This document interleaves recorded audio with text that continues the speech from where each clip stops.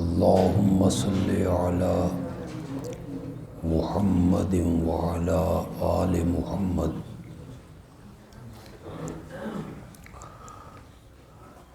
کما صلیت علی ابراہیم وعلی آل ابراہیم انک حمید مجید۔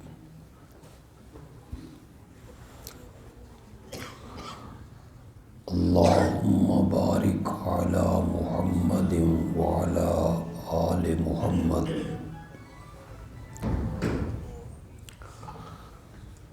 کما بارکت علی ابراہیم وعلی آل ابراہیم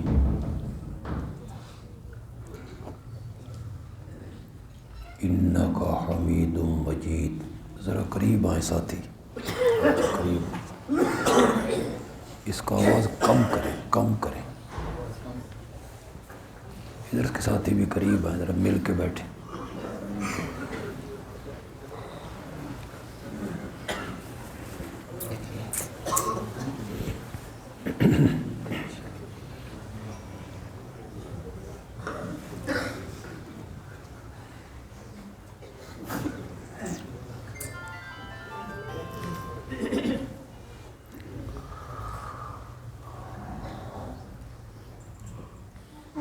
ہمارے عزیز عبدالہادی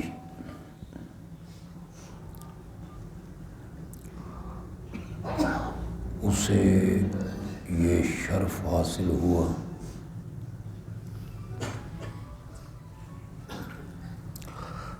کہ ناظرہ قرآن کی اس نے تکمیل کی۔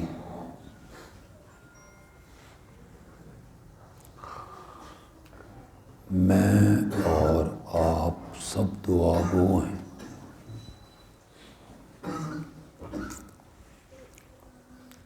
کہ اللہ اس بچے کو اپنی رحمت سے قرآن کا حافظ بھی بنا دے،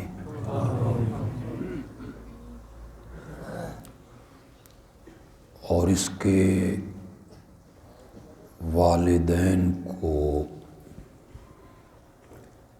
اللہ یہ توفیق بخشے کہ وہ اس بچے کو عالم دین بنانے کا ارادہ کریں۔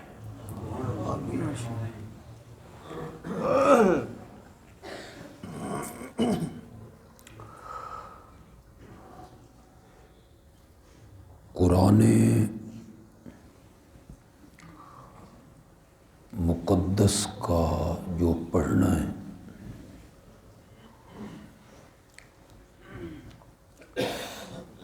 یہ ہر کلمہ پڑھنے والے کے لیے ضروری ہے۔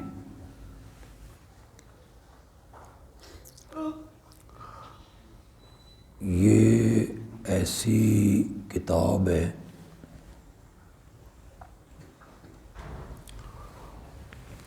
جسے بغیر سمجھے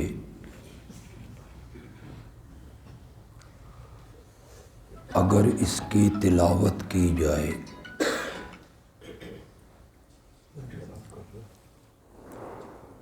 تب بھی اللہ پڑھنے والے کو نیکیاں عطا فرماتے ہیں۔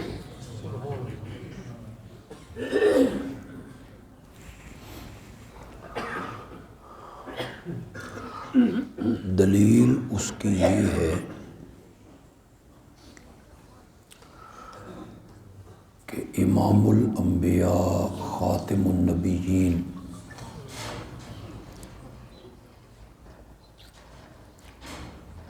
حضرت سیدنا محمد الرسول اللہ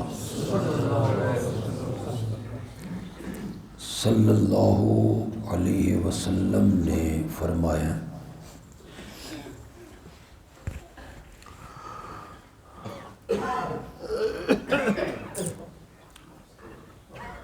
قرآن کے ایک حرف پڑھنے پر اللہ 10 نیکیاں عطا کرتا ہے۔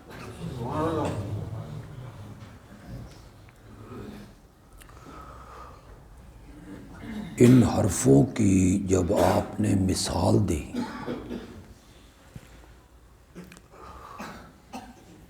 تو یہ نہیں فرمایا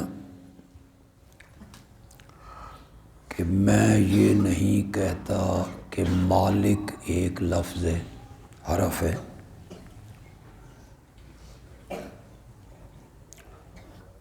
میں یہ نہیں کہتا کہ الرحمن ایک حرف ہے، بلکہ آپ نے یہ فرمایا میں یہ نہیں کہتا کہ الف لام میم ایک حرف ہے، بلکہ الف الگ حرف ہے، لام الگ ہے اور میم الگ۔ تلاوت کے ذہن سے، ارادے سے اگر کوئی الف لام میم پڑھے تو اسے اللہ 30 نیکیاں عطا فرماتے۔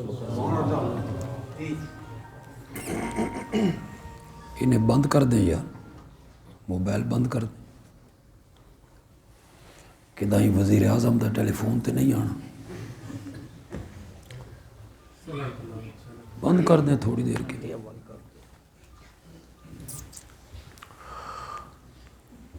آپ نے جب حرفوں کی مثال دی تو ان حرفوں کی مثال دی جنہاں دا معنی ہی کوئی نہیں۔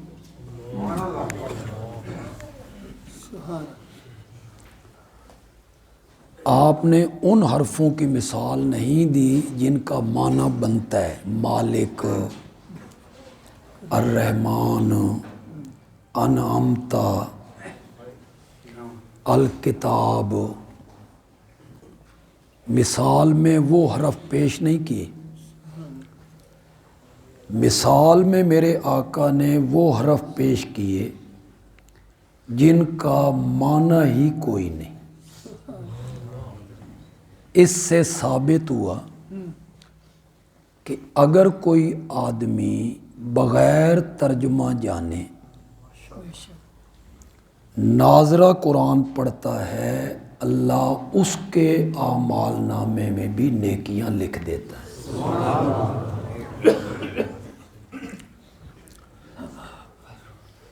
یہ اعجاز ہے قرآن کا، معجزہ ہے نا۔ قرآن میرے آقا کا سب سے بڑا معجزہ ہے۔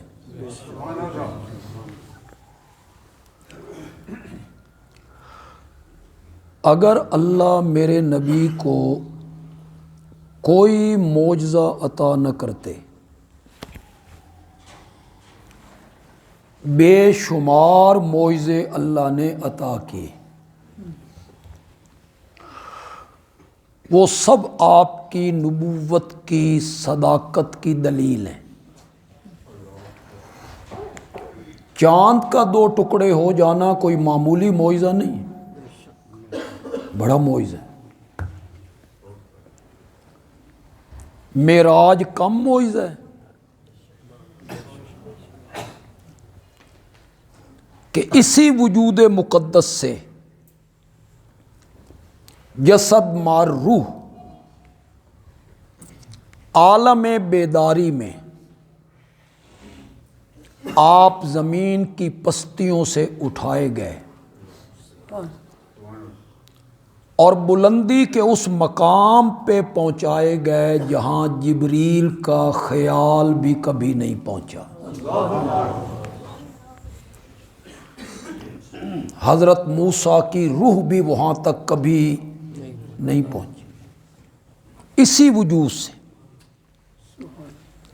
انکار کیا کچھ لوگوں نے، آپ کے سر سید احمد خان ہیں جو اس معجزے کا انکار کر دیتے ہیں۔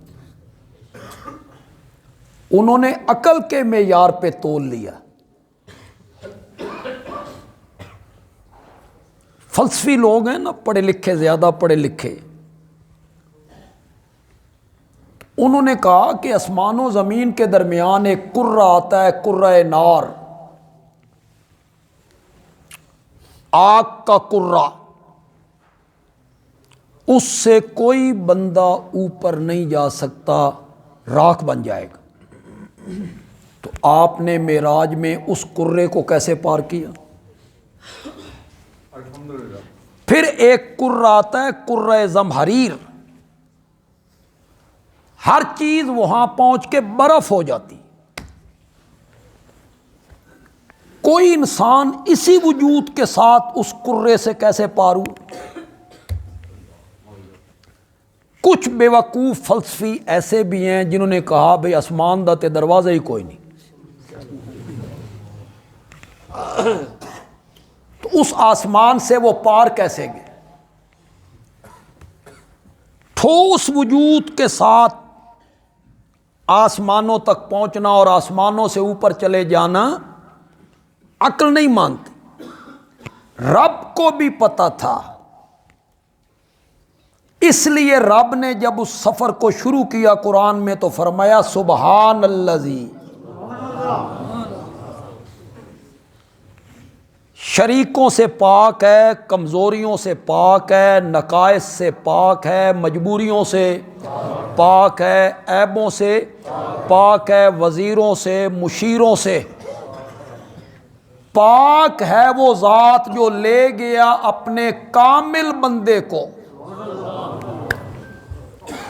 تو رب نے لفظ سبحان سے شروع کر کے بتایا کہ تم نے یہ نہیں دیکھنا کہ جانے والا کیسے گیا تھا، تم نے یہ دیکھنا ہے لے کر کون گیا تھا۔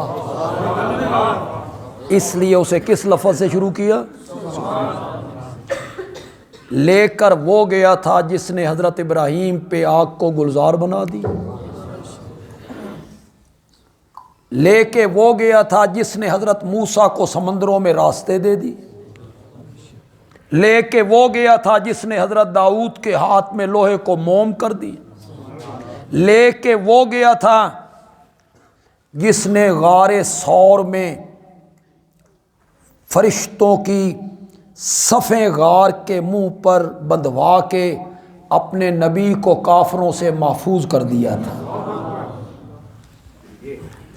معراج کم معجزہ ہے، بہت بڑا معجزہ۔ انسانی عقل دنگ رہ جاتی ہے، انسانی عقل ماننے کے لیے بھی تیار نہیں ہوتی۔ یہ سارے معجزے اللہ نے میرے نبی کو عطا کی۔ پتھر سلام کرتے ہیں، جانور کلام کرتے ہیں، کڑوے کنویں میں لعاب ڈال دیتے ہیں تو وہ میٹھا ہو جاتا ہے، انگلیوں سے پانی کے چشمے جاری ہو جاتے ہیں۔ یہ سارے معجزے ہیں آپ کی نبوت کی صداقت کے لیے۔ لیکن میں کہتا ہوں اگر اللہ آپ کو کوئی معجزہ نہ دیتا، یہ جتنے معجزے میں نے گنے، یہ تو میں نے گنے ہیں، بیسیوں معجزے ہیں، بیسیوں۔ اگر اللہ میرے نبی کو کوئی معجزہ نہ دیتا، کعبہ کے رب کی قسم ہے، میرے آقا کی نبوت کی صداقت کے لیے صرف قرآن والا معجزہ کافی تھا۔ اکیلا معجزہ میرے نبی کی صداقت کے لیے کافی تھا۔ کیسے کافی تھا؟ کس کی زبان سے اچانک یہ قرآن نکلنے لگ گیا؟ 40 سال اس نے کبھی تقریر نہیں کی، 40 سال ساری زندگی اس نے شعر کبھی نہیں کہا، کسی سکول میں نہیں گیا، کسی مکتب میں نہیں گیا، کسی مدرسے میں نہیں گیا، اس نے قلم دوات کاغذ تختی کو ہاتھ نہیں لگایا، کسی کا وہ شاگرد نہیں ہے، اپنا نام لکھنا نہیں جانتا، نام لکھنا نہیں جانتا، امی ہیں امی. جس طرح بچہ ماں کے پیٹ سے باہر نکلتا ہے تو نہ لکھنا جانتا ہے نہ پڑھنا جانتا ہے، میرا نبی بھی امی ہے، لکھنا نہیں جانتے، پڑھنا نہیں جانتے، کسی مدرسے میں نہیں گئے، کسی مکتب میں نہیں گئے. 40 سال کے بعد اچانک ان کی زبان مقدس سے ایسا کلام نکلنے لگا جس نے عرب کے خطیبوں کو، شاعروں کو، متکلمین کو، جنہیں اپنی فصاحت پہ، بلاغت پہ، شعر و شاعری پہ، خطابت پہ، تکلم پہ جنہیں ناز تھا نا، انہیں چیلنج کر دیا، فاتو بصورت من مثلہ.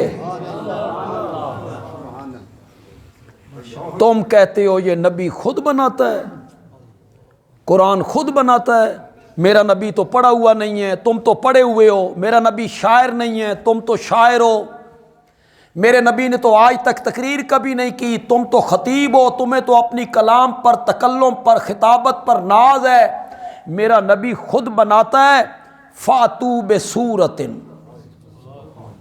اس جیسی ایک صورت بنا کے لاؤ، ان کنتم صادقین، اگر تم اس دعوے میں سچے ہو کہ محمد خود بناتا ہے. آگے قرآن نے، قرآن کی آپ فساد دیکھیں، آپ اس کا اعجاز دیکھیں، ذرا اعجاز دیکھیں.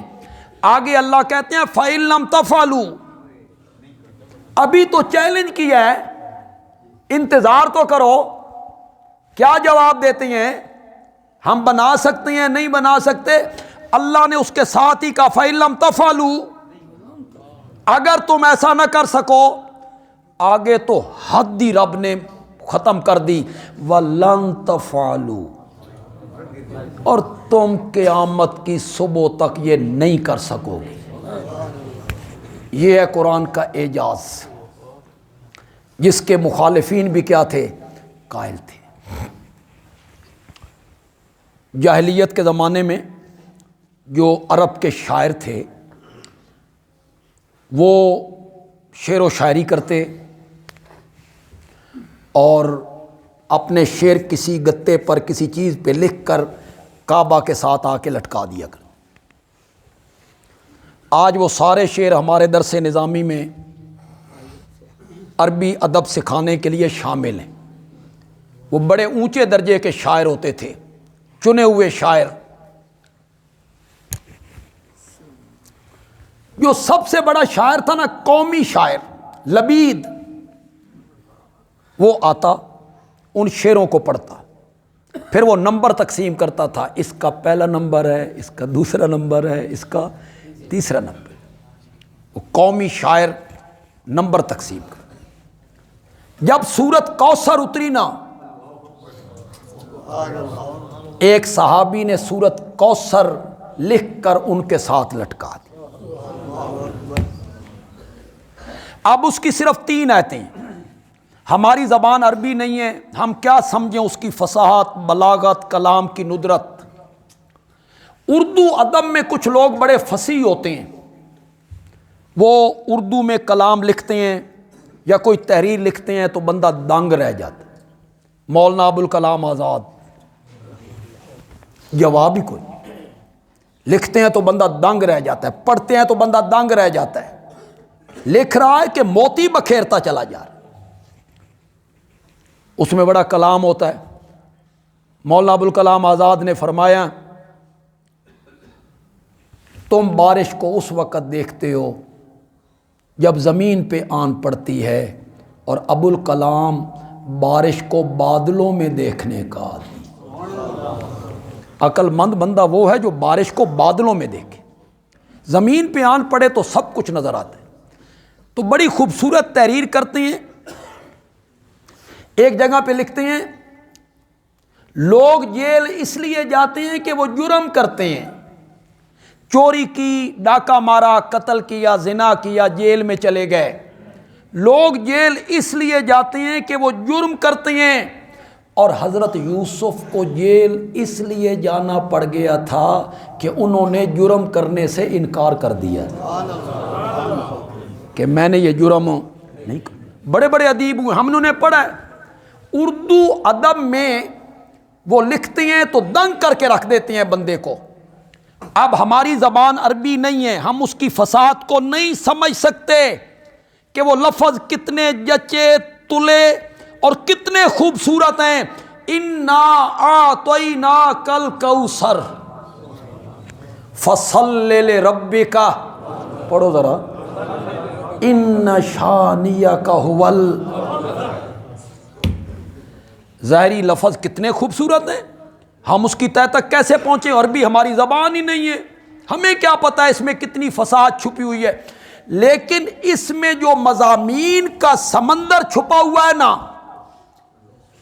وہ ہمیں ہمارے اساتذہ نے پڑھایا، ہمارے بزرگوں نے ہمیں پڑھایا، تفسیر میں ہمیں پڑھایا ہے کہ ان 3 آیتوں میں جو مضامین کا ایک سمندر چھپا ہوا ہے نا، ہمارے اکابرین کہتے ہیں کہ پورے قرآن میں اللہ نے جتنے مضامین بیان کیے ہیں وہ ایک سمندر ہے، ٹھاٹھیں مارتا ہے، مضامین کا سمندر ہے۔ اس میں لولو و مرجان ہیں، اس میں ہیرے اور جواہرات ہیں، اس میں بڑے بڑے موتی ہیں۔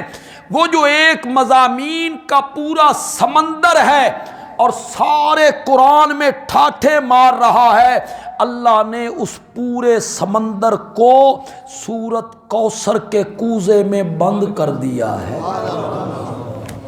کبھی موقع ملا تو میں بیان کروں گا انشاءاللہ۔ آج کل میرا جمعے کا موضوع یہی ہے۔ یہ میں نے موضوع شروع کیا تھا سفر کے آخری جمعے پہ، ربیع الاول، ربیع ثانی، اب جو مادی الاول، اور ابھی ہم انا اعطیناک الکوثر میں ہی۔ تو وہ مضامین کا ایک سمندر ہے جو سورت کوثر میں، اس صحابی نے وہ لٹکا دیا۔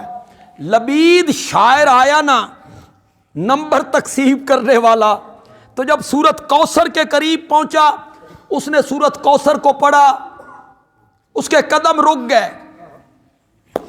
کتنا بڑا شاعر ہے یہ آپ سمجھ لیں۔ اس نے آگے جو جملہ لکھا، اس جملے میں کتنی فصاحت ہے، اس جملے میں کتنی بلاغت ہے، جو کھڑے کھڑے اس نے اس کے آگے لکھ دیا تھا۔ اس کے قدم رکے، اس نے دوبارہ پڑھا، قلم لیا، آگے اس نے ایک جملہ لکھا، انا اعطیناک الکوثر فصل لربک وانحر ان شانیک ھو الابتر۔ آگے لکھتا ہے واللہ ما ھذا کلام البشر، واللہ ما ھذا کلام البشر، مجھے کعبہ کے رب کی قسم ہے یہ کسی انسان کا کلام نہیں ہو سکتا ہے۔ یہ لبید شاعر مسلمان ہو گیا۔ جب مسلمان ہو گیا تو اس نے شعر کہنے چھوڑ دیے۔ بندہ شاعر ہوئے، شاعر تے جان نہیں چھڑ دے، سنن والا کوئی بندہ لب جائے تو اس کی جان نہیں چھڑ دے کہ میری شعر و شاعری سنو، سنو بھی صحیح، داد بھی دو۔ شاعری کون چھوڑتا ہے؟ ایک فن ہے خدا داد، خدا داد فن ہے جو اللہ تعالیٰ کچھ لوگوں کو عطا کرتا ہے، ہر بندے کو دیتا بھی نہیں ہے اللہ شعر و شاعری کا ذوق۔ اسے چھوڑ دینا، اور قومی شاعر اس نے چھوڑ دیا۔ شاگردوں نے کہا جناب ہم آپ سے اصلاح لیتے تھے، ہم آپ کے شعروں کے منتظر رہتے تھے، آپ نے شعر کہنے چھوڑ دیے۔ وہاں لبید نے ایک لفظ کہے جو عربی آپ سمجھ سکیں، تو جو عربی میں مزہ ہے وہ اردو میں تو نہیں۔ اردو میں ترجمہ کروں گا لیکن عربی تو عربی ہے، میرے نبی کی زبان ہے، میرے آقا کی زبان ہے، اس میں جو حسن ہے، خوبصورتی ہے، وہ کسی اور زبان میں کیسے پائی جاتی ہے؟ شاگردوں نے کہا آپ نے شعر کہنے کیوں چھوڑ دیے ہیں؟ تو لبید کہتا ہے آباد القرآن، آباد القرآن، قرآن کے اترنے کے بعد بھی شعر و شاعری کی کوئی گنجائش رہ گئی؟ سب سے بڑا معجزہ جو میرے نبی کا ہے، میرے نبی کی صداقت پہ جو دلیل ہے، وہ کون سا معجزہ ہے؟ قرآن کا۔ اور مزے کی بات یہ ہے کہ اور نبیوں کو بھی اللہ نے معجزے دیے، حضرت سلیمان کا تخت ہوا میں، حضرت داؤد کے ہاتھ میں لوہا موم ہوتا، حضرت ابراہیم پر آگ گلزار ہوتی تھی، حضرت موسیٰ کی لاٹھی سانپ بنتی تھی، سمندر ان کو راستہ دیتے تھے، پتھروں سے چشمے جاری ہوتے تھے، من سلوا اترتا تھا، بادل سایہ کرتا تھا، حضرت عیسیٰ مادرزاد نابیناؤں کو بینا کرتے تھے، کوڑ کے مرض والوں کو درست کر دیتے تھے، مردوں کو زندہ کر دیتے، یہ سارے معجزے۔ کسی غلط فہمی میں نہ رہنا، میں آج پھاتر کے کیا کون سی جگہ وہاں آج میں یہی مسئلہ بیان کر کے آیا، کسی غلط فہمی میں نہ رہنا۔ پیغمبر کے ہاتھ میں لوہا موم ہوتا ہے، بیمار تندرست ہوتے ہیں، نابینا آنکھیں پاتے ہیں، تو کوئی سمجھے کہ یہ سب کچھ نبیوں کے بس میں ہیں، اختیار میں ہیں، ان کی مرضی سے ہے، وہ جب چاہیں کسی کو آنکھیں دے دیں، جب چاہیں کسی کو صحت دے دیں۔ معجزوں ہی سے جو لوگ شرک کی دلدل پہ چلے نا، انہیں دھوکہ لگا تو کس سے؟ معجزوں سے، ولیوں کی کرامتوں سے۔ ولی کی کرامت بیان کر کے اختیار ثابت کرتے ہیں، نبی کا معجزہ بیان کرتے ہیں، ثابت اختیار کرتے ہیں، لوگوں کو دھوکہ لگ جاتا ہے۔ حضرت عیسیٰ نابیناؤں کو بینا کرتے تھے، معلوم ہوتا ہے آنکھیں دینا ان کے اختیار میں ہے۔ عیسائیوں کو دھوکہ کہاں سے لگا تھا؟ عیسائی جو حضرت عیسیٰ کو معبود مان بیٹھے، انہیں دھوکہ کہاں سے لگا تھا؟ حضرت عیسیٰ کے معجزوں سے۔ معجزوں ہی سے دھوکہ لگا مشرکین کو، اور وہ شرک کی راہ پر چل پڑے سینہ تان کر کہ ہمارے پاس دلائل ہیں۔ حضرت عیسیٰ نے نابیناؤں کو بینا کیا تھا، کوڑ کے مرض والوں کو درست کر دیتے تھے، معلوم ہوتا ہے یہ اختیار ان کو حاصل ہیں۔ خوب سمجھ لیجئے اور آگے لوگوں کو بتائیے کہ معجزہ انبیاء کا برحق ہے، لیکن معجزے میں ہاتھ نبی کا ہوتا ہے، مرضی اور اختیار عرش والے کا ہوتا ہے۔ معجزہ نبی کے اختیار میں نہیں ہوتا، جب چاہے جہاں چاہے دکھا دے، یا اس سے آپ اختیار ثابت کرتے رہے۔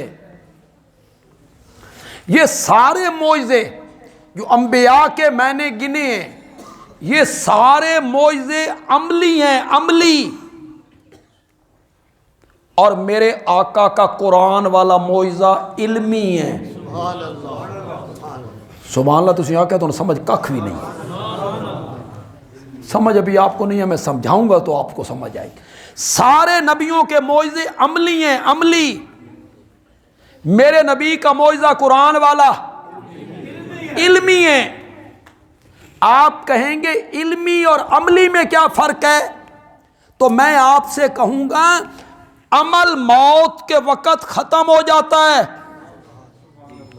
آنکھیں بند ہوئی، عمل ختم، نماز نہیں پڑھنی، روزہ نہیں رکھنا، زکوٰۃ نہیں دینی، خیرات نہیں کرنی، نوافل نہیں پڑھنے، عمل منقطع ہو گئے۔ ہاں ایک حدیث میں آتا ہے کہ 3 چیزوں کا ثواب اس مرنے والے کو پہنچتا رہتا ہے۔ وہ جو مر گیا ہے تو 3 چیزوں کا ثواب اسے پہنچتا رہتا ہے۔ صدقہ جاریہ، پہلی چیز کیا ہے؟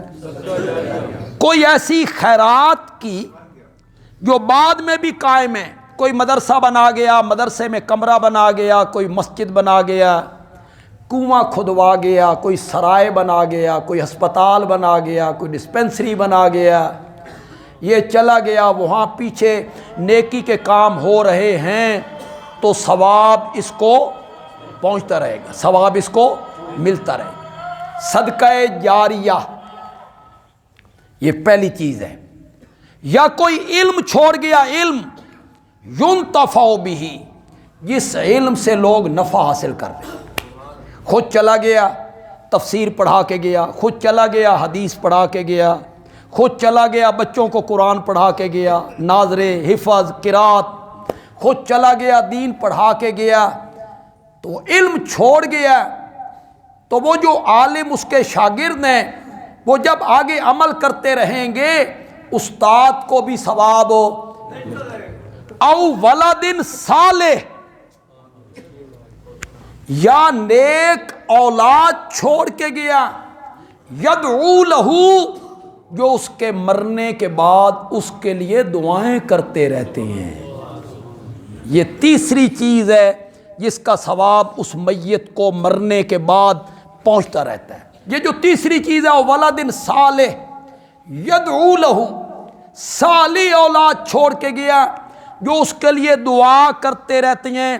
آپ ذرا اپنے گریبان میں جھانکیں، غور کریں، آج جب آپ رات کو سونے کے لیے چارپائی پہ لیٹیں، تھوڑا سا اس پہ تدبر کریں، کیا آپ اپنے پیچھے ایسی صالح اولاد چھوڑ کے جا رہے ہیں جو مرنے کے بعد آپ کے لیے دعا کرے، یا آپ ایسی اولاد چھوڑ کے جا رہے ہیں جو شاید تیرے جنازے پہ آئے اور اسے میت کے اوپر پڑھنے والی دعا بھی؟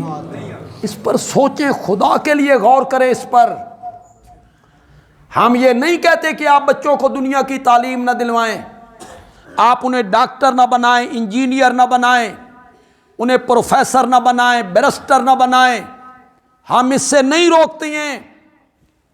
ہم یہ کہتے ہیں کہ دنیاوی تعلیم کے ساتھ ساتھ اپنے بچوں کو اتنی دین کی تعلیم ضرور دلوائیں کہ انہیں حلال حرام جائز ناجائز کا انہیں پتہ ہو، یہ جائز ہے، یہ ناجائز ہے، یہ ہماری شریعت میں حرام ہے، یہ ہماری شریعت میں حلال ہے، یہ کام شریعت کے خلاف، انہیں علم ہونا چاہیے۔ اتنی تعلیم تو اپنے بچوں کو دیجئے نا۔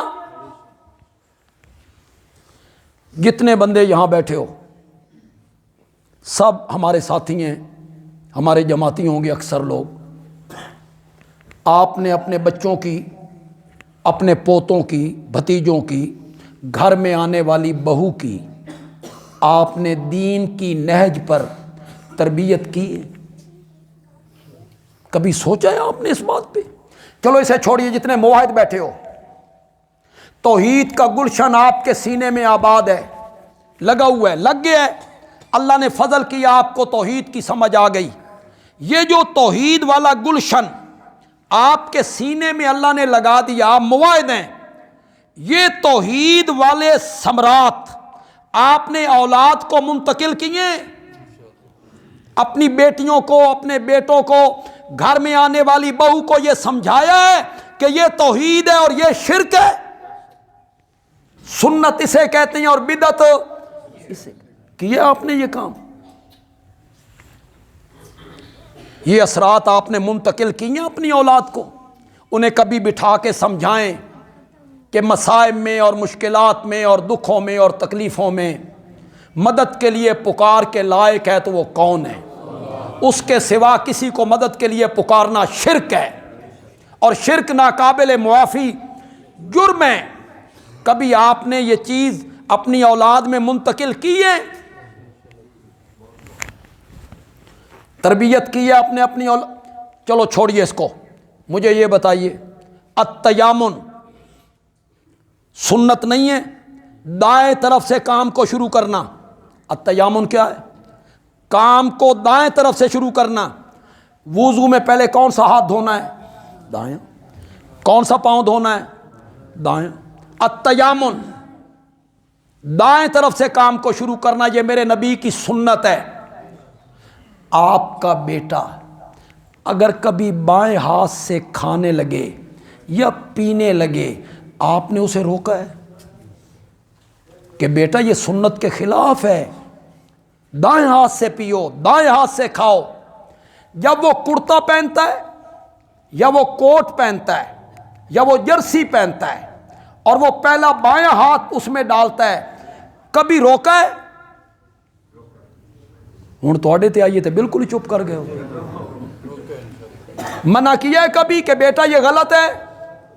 التیامن سنت ہے ہمارے نبی کی، وہ جوتیاں پہننا چاہتا ہے پہلے بایاں پاؤں ڈالتا ہے، آپ نے روکا ہے کہ بیٹا اس طرح نہیں؟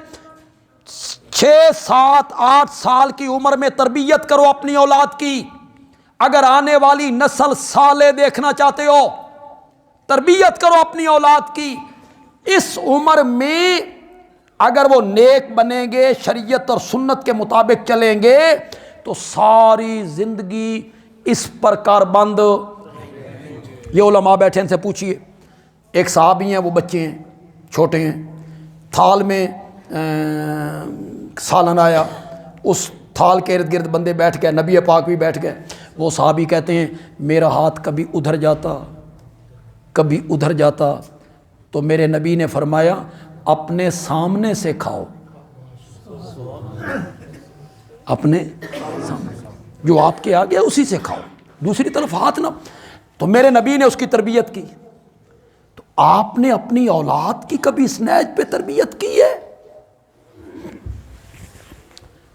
آپ کے ہاں تو باہر مہمان آ جائے دروازے پر اور آپ اسے ملنا نہیں چاہتے، اور بیٹا آ کے کہتا ہے بابا فلاں بندہ آیا ہے، تو آپ کہتے ہیں اس نو آنکھ میں گھر کوئی نہیں. یہ آپ بیٹے کی تربیت کر رہے ہیں جناب کہ جھوٹ بولو. آپ بیٹے کی تربیت کر رہے ہیں کہ جھوٹ بولو. جھوٹ بولنا کوئی گناہ نہیں ہے. اور آگے وہ بھی بچہ ہے، بچے من کے سچے، وہ باہر جا کے مہمان کو کہتا ہے ابو کہہ رہے ہیں میں گھر کوئی نہیں، ابو کہہ رہے ہیں میں گھر کوئی. تو بچے ہوتے ہیں. تربیت کیجئے. کتنے سال کی عمر ہو بچے کی تو نماز پڑھنے کا کہنا ہے 7 سال. تربیت ہے نا. اتھے 2.5 سال دا سکول اچ رب نے 7 سال نماز دا نہیں آکھیا، اور یہاں 2.5 سال کا آپ نے کہاں بھیج دیا؟ سکول میں. وہ بچپن ہے اس کا بچپن تباہ کر دیا اس معاشرے نے. ہم بھی سکولوں میں پڑھے ہیں. عمر کتنی ہوتی تھی؟ 6 سال 5 سال، پھر سکول چلے جاتے تھے. پڑھے آسامی ہیں. جڑے نویں پڑھن والے نے انہوں نے ساڈے مقابلے کڈو بے خط میں بھی لکھنا تے بھی لکھن. یہ انہاں دیاں مکھیاں بھی گنیاں گئیاں تھے. لکھنا تمہیں نہیں آتا، تختی تم نے کبھی نہیں لکھی، خط تمہارا کوئی نہیں ہے. میٹرک کا طالب علم ہے، اس کا خط نہیں ہے، اسے پڑھنا نہیں آتا، لکھنا نہیں آتا. 7 سال کی عمر تک رب نماز کا نہیں کہتا. یہاں آپ نے 2.5 سال کی عمر میں اٹھا کے سکول ڈال دیا. ساڈیاں دھیاں تواڈیاں نوواں انہاں بھی آکھیا بے پرے سکول لے جاؤ 6 گھنٹے تے جان چھٹے نہ، وہ سنبھالیں استانیاں تے نک صاف کریں انہاں دا. اور 10 سال کی عمر ہو جائے تو پھر نماز نہ پڑھے تو کیا کرو؟ سزا دو. یہ تربیت ہو رہی ہے جناب، شریعت تربیت کر رہی ہے. آپ تربیت کرتی ہیں اپنی اولاد کی؟ کبھی آپ نے کہا ہو، کبھی آپ میں سے کسی نے اپنے بیٹے کو کہا ہو بیٹا وہ فقیر جا رہا ہے، یہ 50 روپے اس کو صدقہ دے کے آؤ، تم اپنے ہاتھ سے دے کے آؤ؟ کبھی کہا ہے؟ اسے عادت ڈالی ہے؟ اسے صدقہ دینے کی عادت ڈالی ہے آپ نے؟ تربیت کریں اپنی اولاد کی. اس عمر میں ان کی اصلاح کریں. 3 آدمی ہیں، 3 چیزیں ہیں جس کا ثواب میت کو. ان میں ایک صالح اولاد ہے، یدعو لہو، جو اپنے باپ کے لیے کیا مانگتی ہے؟ اپنی ماں کے لیے دعائیں مانگتی رہتی ہے، تو اللہ اس کا ثواب اس کو پہنچاتے رہتے. عمل موت کے وقت ختم ہو جاتا ہے، علم کسی کے مرنے سے ختم نہیں ہوتا. علم باقی رہتا ہے. بندہ دنیا سے چلا گیا، وہ کوئی تفسیر لکھ گیا، دین پر کوئی کتاب لکھ گیا، حدیث کی کوئی شرح لکھ گیا، باقی آنے والے لوگ اس کو پڑھ رہے ہیں. علم باقی ہے کہ نہیں؟ باقی. استاد چلا گیا، طالب علم موجود ہیں، وہ آگے عالم بن گئے، علم باقی ہے نا. پتہ نہیں مجھے مثال دینی چاہیے یا نہیں دینی چاہیے، لیکن میں دیتا ہوں اکثر اوقات. شیخ القرآن مولانا غلام اللہ خان چلے گئے، آج عطا اللہ بندیالوی باقی، ان کا شاگرد باقی، یہ سارا ثواب ان کو جنہوں نے ہمیں پڑھایا۔ علم کسی کے مرنے سے ختم نہیں ہوتا، علم باقی رہتا ہے، باقی رہتا ہے۔ شاید اس سے پہلے یہ بات کسی نے نہ کہی ہو جو بندیالوی کہنا چاہتا ہے، سارے نبیوں کے معجزے عملی تھے، میرے نبی کا معجزہ قرآن والا علمی ہے، عمل ختم ہو جاتا ہے۔ اگر اب بھی سمجھ نہیں آئی اور آسان کر دیتا ہوں، حضرت سلیمان کا تخت اب ہوا میں نہیں اڑتا، اڑتا تھا جب اڑتا تھا۔ حضرت سلیمان چلے گئے، معجزہ بھی چلا گیا۔ حضرت داؤد کے ہاتھ میں آج لوہا موم نہیں ہوتا، ہوتا تھا جب ہوتا تھا، وہ چلے گئے، معجزہ بھی چلا گیا۔ حضرت موسیٰ کی لاٹھی آج سانپ نہیں بنتی، بنتی تھی جب بنتی تھی۔ حضرت موسیٰ چلے گئے، معجزہ بھی چلا گیا۔ حضرت عیسیٰ آج نابیناؤں کو بینا نہیں کرتے، کرتے تھے جب کرتے تھے، آسمانوں پہ اٹھائے گئے، چلے گئے، معجزہ بھی چلا گیا۔ ان سب کے معجزے عملی تھے، نبی دنیا سے چلا گیا، معجزہ بھی چلا گیا۔ میرے نبی کا معجزہ قرآن والا علمی معجزہ ہے، میرا نبی دنیا سے چلا گیا، معجزہ قیامت کی صبح تک باقی ہے۔ یہ قرآن سب سے بڑا معجزہ ہے، قرآن سب سے بڑا معجزہ ہے، اس کے مقابلے کا معجزہ کوئی نہیں۔ اگر آج ہندو عیسائی ہونا چاہتا ہے اور عیسائیوں کو کہتا ہے میں عیسائی ہونا چاہتا ہوں، حضرت عیسیٰ کی صداقت کی کوئی دلیل ان کی زندگی میں تھی؟ معجزے دکھا رہے تھے۔ اگر وہ یہودی ہونا چاہتا ہے، وہ کہتا ہے موسیٰ کی صداقت کی کوئی دلیل ان کی زندگی میں تھی، لاٹھی سانپ بن جایا کرتی تھی۔ اور ہم مسلمانوں کے پاس وہ ہندو آئے، میں مسلمان ہونا چاہتا ہوں، اپنے نبی کی صداقت کی کوئی دلیل، تو ہم قرآن پیش کر دیتے ہیں۔ یہ آج بھی اسی طرح ہے جس طرح پہلے دن جبریل میرے نبی پر لے کے آیا، یہ اس کی صداقت کی دلیل۔ کہتے ہیں ایک آدمی نے تحقیق کرنی تھی، عیسائی، یہودی، مسلمان، ان میں سے سچا کون؟ اس نے کہا تجربہ کرتے ہیں۔ اس نے سب سے پہلے تورات لکھی، بڑے خوبصورت کاغذ پہ لکھی، خوش خط آدمی تھا، خوش نویس آدمی تھا، اس نے بہت خوبصورت تورات لکھی، دلکش، دل نشین۔ اس میں اس نے کٹ وٹ کی، ادھر کی بات ادھر، ادھر کی بات ادھر، ادھر کی بات ادھر۔ وہ پوپ کے پاس لے کے گیا، میں نے یہ تورات لکھی۔ اس نے اس کے ورق دیکھے، دل نشین خط دیکھا، اس نے کہا تقریب منعقد کرو، اس بڑا کم کیتا، اس نو انعام دو۔ پھر اس نے انجیل لکھی، بڑے خوبصورت کاغذ پر، دل نشین انداز میں، خوش خطی میں، پادری کے پاس لے کے گیا کہ میں نے انجیل لکھی ہے۔ اس میں بھی اس نے تعریف کر دی، ادھر کی بات ادھر، ادھر کی بات ادھر کرتا گیا۔ پادری نے کہا کوئی تقریب کرو، اسے انعام دینا ہے۔ اس نے بڑی خوبصورت انجیل لکھی ہے۔ پھر اس نے قرآن لکھا، پہلے سپارے دیا آیتاں 3 سپارے چلائے گیا، 3 سپارے لے دیا آیتاں پہلے سپارے چلائے آیا، ادھر کی آیتیں ادھر، ادھر کی آیتیں ادھر۔ وہ کسی عالم کے پاس پہنچا، میں نے قرآن لکھا ہے، بڑے خوبصورت کاغذ پہ لکھا ہے، آپ اسے پڑھیں۔ عالم نے جو پڑھا، وہ پہلا سپارہ تھا، اس نے پڑھا کہ یہ آیتیں تو 30ویں پارے کی ہیں، اس آ کے اس نے لمبا پاؤ اے کون ہوندا ساڈے قرآن وچ رد و بدل کرنے والا، تعریف کرنے والا۔ اس کو سمجھ آ گئی کہ یہ دین اور یہ مذہب سچا مذہب ہے، کہ قرآن اس کی دلیل ہے کہ آج تک قرآن اسی صورت میں ہے جس صورت میں جبریل میرے نبی پر لے کر آیا تھا۔ اللہ تعالیٰ عمل کی تو